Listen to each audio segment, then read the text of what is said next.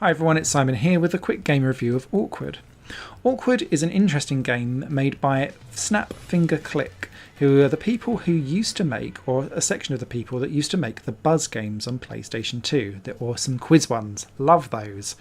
Now, they've gone off and done some of their own games, but this one is kind of the closest that they've gone to home, and it's a bit of a mixture between a Buzz game and a Jackbox party game, and that makes sense because the two have basically been combined and submitted content in together to make this game. The idea of Awkward is that you'll be presented with different phrases like, should pineapple be on pizza, yes or no? Would you rather lick a face or eat a toenail? Things like that, and it ranges right the way through from just simple everyday stuff right the way through to really cringy and awkward questions as you go along, hence the name. Now, depending on how many players are playing, and it's all local, will depend on the type of game that you're experiencing.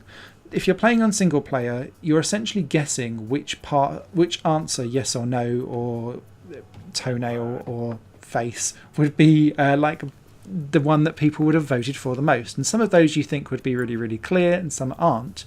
So it's interesting to see where the world weighs in, and you score points and align with the world, judging your percentage as you go along.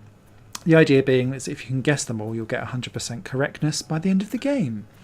If you're playing with 3 or more people though, or 2 or more people, you'll then start to be actually asking other people in the room what they think and then trying to guess what those other people thought.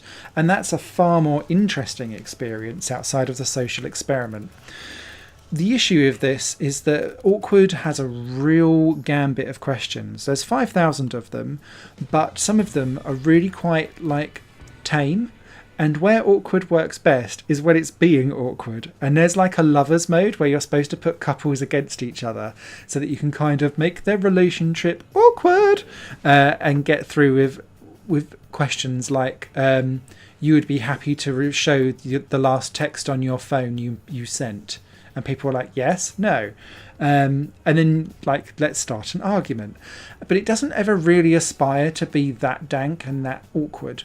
And that's because the questions have had to go out for wider surveying beforehand, and they've had to kind of play to their strengths and their audience demographics. What I'd really like from Awkward, if it was to ever come in the future, of those to ever revisit this type of game again, is to be able to open the floor for people in the room to submit their own questions. This was where Fibbage and Quiplash became absolutely supreme, and they just need to implement the same thing again. Yes, all of these questions are fine if you've got children or teens in the room and you need to kind of keep a PG level on, but you can filter out all of the mature questions, but you can't filter out all of the PG questions to basically tailor your dankness, and that's the kind of issue that I have with Awkward. It's interesting to play once or twice depending on how drunk you are and let the conversations fly, and that's why it works really well as a local experience rather than playing this online, but it's just a bit too tame for it to really dig in and be properly awkward. So I hope that was informative. Thank you for watching. You guys take care. Bye.